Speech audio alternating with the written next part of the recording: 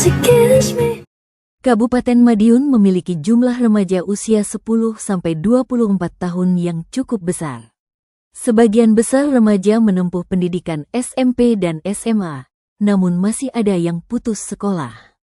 Remaja dengan kebutuhan khusus juga belum sepenuhnya terlayani. Masalah kesehatan yang dihadapi meliputi merokok, konsumsi alkohol, seks pranikah, kehamilan tidak direncanakan, dan gangguan mental. Banyak remaja masih menganggap tabu membahas kesehatan reproduksi, sehingga kurang informasi yang benar. Upaya yang sudah dilakukan antara lain layanan PKPR di puskesmas, posyandu remaja, dan edukasi di sekolah. Namun, belum semua puskesmas ramah remaja dan sarana edukasi masih terbatas. Perlu peningkatan layanan dan peran aktif remaja dalam menjaga kesehatannya.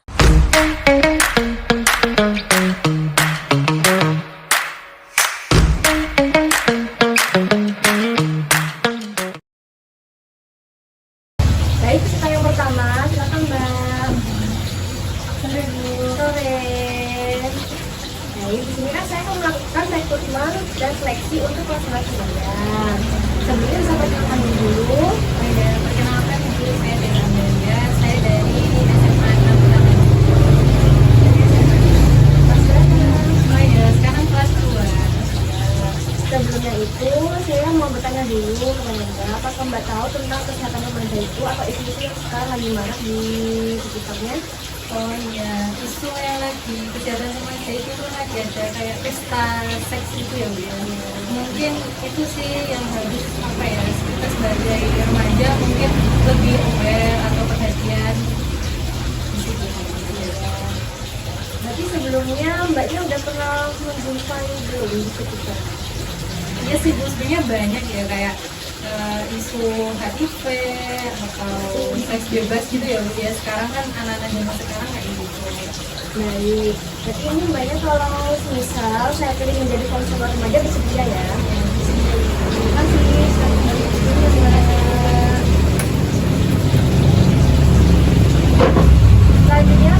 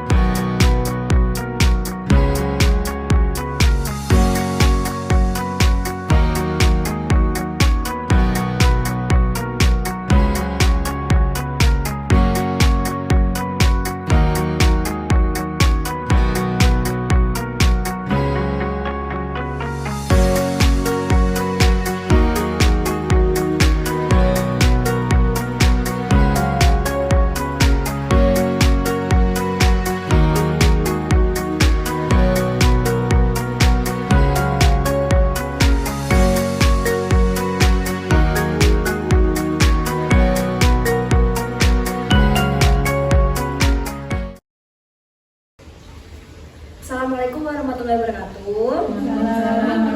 wabarakatuh. Perkenalkan, saya Andri Putri Anwari. Di sini saya mengumpulkan teman-teman sekalian karena teman-teman ini terpilih sebagai konselor remaja. Selamat. Alhamdulillah. Nah, sebelumnya di sini adik-adik tahu nggak apa itu PKPR? Apa ya Kak?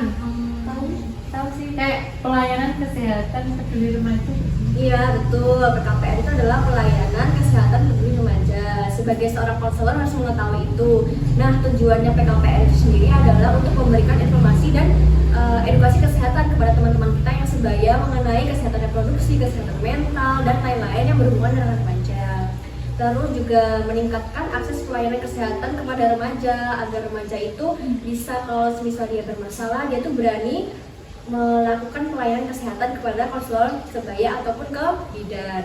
Lalu bisa membantu remaja nih, kalau misalnya ada yang curhat, kita bisa membantu untuk menyelesaikan permasalahan itu dengan keputusan yang sehat, tentunya juga keputusan yang bertanggung jawab. Lalu adanya PKPR ini juga untuk mencegah masalah kesehatan remaja. Seperti kebanyakan di luar kan pada hamil di luar nikah, ada yang remaja masih muda tapi mengalami HIV/AIDS, ada yang mengalami kekerasan dan lain-lain. Itu bisa diselesaikan di dalam PKPR. Tahu nggak apa tugasnya? Kan ini pada terpilih menjadi konselor remaja. Tahu nggak tugasnya itu apa sih? Tugas dari konselor remaja? Sebagai teman cerita mungkin. Teman cerita, betul. Teman curhat, betul. Teman ngobrol. Iya, teman ngobrol. Jadi intinya tuh kita menemani remaja untuk menyelesaikan permasalahan itu dengan cara yang sehat dan bertanggung jawab. Selain itu tadi juga kita memberikan informasi kesehatan, ada kesehatan fisik, kesehatan reproduksi, kesehatan mental. Jadi teman curhat tadi juga teman curhat yang aman ya, amanah, tidak membocorkan apa? Privasi, Betul, privasi, rahasia, identitas itu tidak boleh dibocorkan ke pihak yang lain. Terus juga membantu mengambil keputusan sehat dan mendeteksi masalah dini tadi seperti kehamilan, di luar nikah, HIV/AIDS dan lain-lain. Kalau sudah ketemu, kita bisa merujuk ke bidan, psikolog atau yang lebih berwenang. Nah, itu tadi kan tujuan dan tugasnya. Nah, sebagai konselor sebaya itu kita punya metode-metode yang biasa digunakan seperti ceramah. Ceramah ini seperti yang saya lakukan. Saya memberikan materi, adik-adik menerima. Nanti kalau ada yang bertanya jawab itu juga masuk ke dalam metode tanya jawab. Kalau ada suatu kasus yang ingin ditanyakan, bisa ditanyakan dan saya akan menjawab. Lalu ada tentang diskusi kasus. Diskusi kasus itu misal ada kasus-kasus atau masalah-masalah yang ditemukan di sekitar bisa didefinisikan untuk mencari jalan keluarnya. Lalu untuk role play, ada yang tahu role play itu apa? Drama. Nah, betul. Iya, Drama. Jadi kita tuh kayak mendemonstrasikan ya suatu permasalahan. Ada konselor sebayanya, ada remaja yang mengalami masalah tadi. Lalu ada penugasan itu seperti nanti saya berikan satu studi kasus, teman-teman yang membantu menyelesaikan. Ada yang ditanyakan? Belum. Nah, selanjutnya ini saya akan beri modul ya. Modulnya nanti bisa dibaca-baca, isinya bisa dipahami. Nah, ini ya, ini untuk modulnya bisa dipahami, nanti dilihat di sini. Baik, sudah dibaca ya modulnya, dibaca-baca singkat. Nah, nanti mengenai modul ini saya akan beri penugasan ya, teman-teman.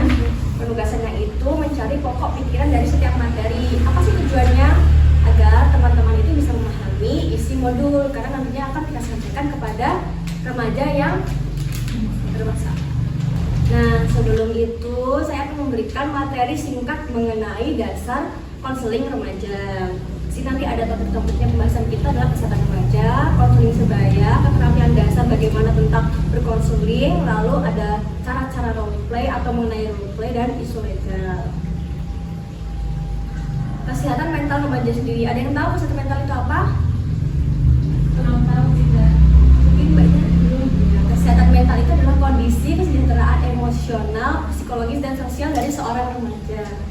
Nah, masalah umumnya tuh yang biasa terjadi di remaja tuh stres, depresi, terus krisis identitas. Misal kayak dia pengen terkenal, pengen diketahui masyarakat. Terus faktor pemicunya dari kesehatan mental sendiri bisa tekanan dari akademik, pergaulan yang bebas itu dari keluarga yang tidak mensupport, sama media sosial. Karena media sosial itu sekarang banyak dampak yang negatif juga kalau seorang remaja itu tidak menelaah dengan baik. Nah, kesehatan mental remaja ini perlu didukung dengan adanya deteksi dini dan dukungan sosial. Kalau menemui remaja yang kayak stres, depresi, seharusnya kita memberikan konseling dengan cara yang baik atau merujuknya ke pihak yang lebih berwenang. Ada intervensi krisis. Apa sih intervensi krisis itu? Ada yang tahu? Tahu Kak? Intervensi krisis itu adalah kehilangan atau percobaan bunuh diri. Ini kelanjutannya dari kesehatan mental tadi ya. Kalau sudah mengalami kekerasan, trauma, mereka itu akan cenderung ke menyiksa diri atau sampai ke bunuh diri. Kalau ada yang seperti ini, berarti kita harus gimana langkahnya?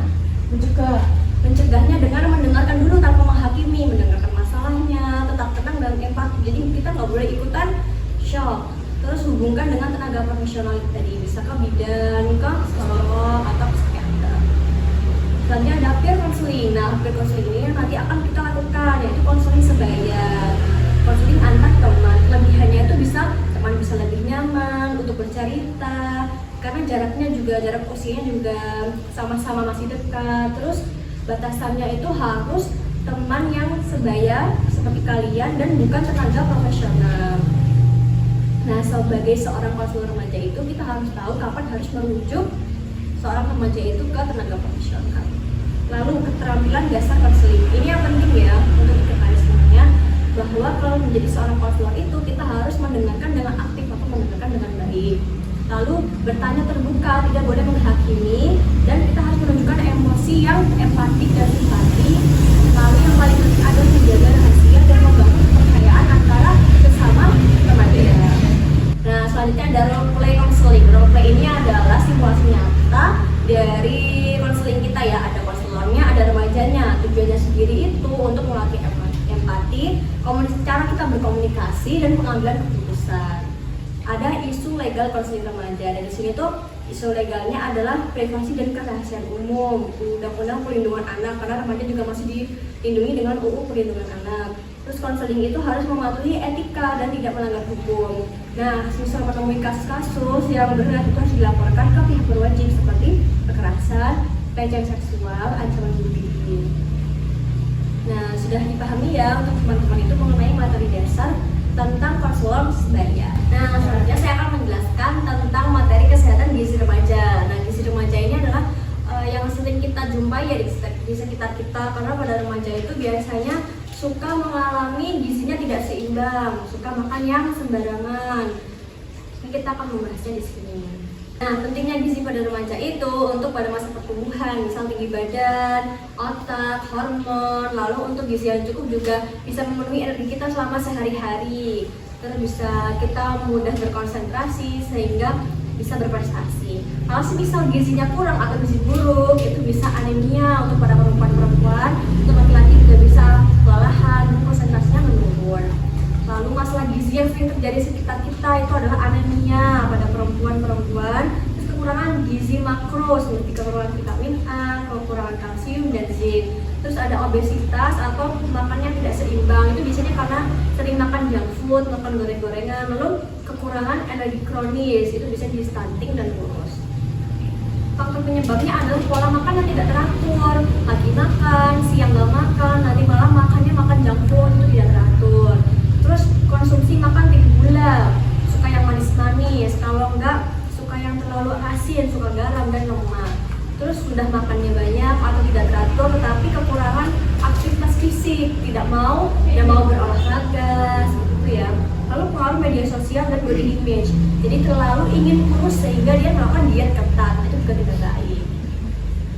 Lalu kalau pada remaja yang mengalami ciri-ciri gizi buruk itu adalah misal remaja itu mudah lelah, pengennya tidur terus, gampang pusing, terus kulitnya pucat, rambut rontok, berat badannya tidak sesuai umur, dan sering sakit atau infeksi.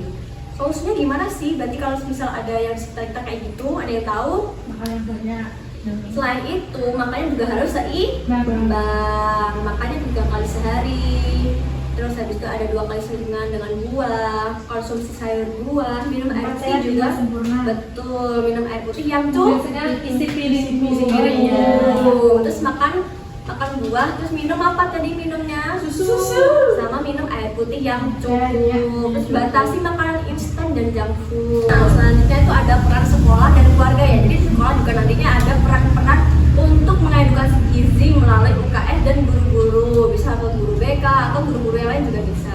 Lalu dalam peran orang tua itu harus menyediakan gizi yang sehat untuk anak-anaknya, membawakan bekal dan memperhatikan kesehatannya. Lalu mengajak remaja diskusi tentang pola makan yang baik dengan body image. Harus gimana cara makannya yang baik?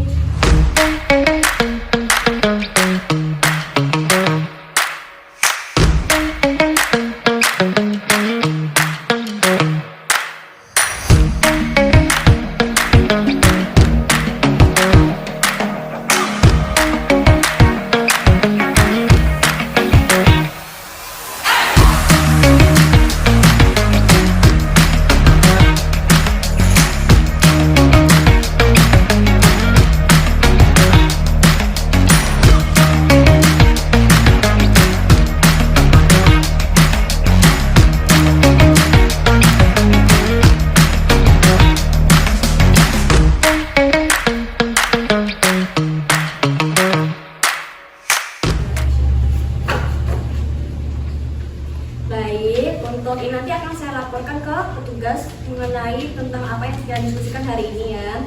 Selanjutnya, terima kasih untuk kehadiran teman-teman sekalian. Semoga kalian menjadi konselor yang luar biasa dan bisa menjadi konselor yang baik. Terima kasih. Assalamualaikum warahmatullahi wabarakatuh. Waalaikumsalam warahmatullahi wabarakatuh. Wabarakatuh.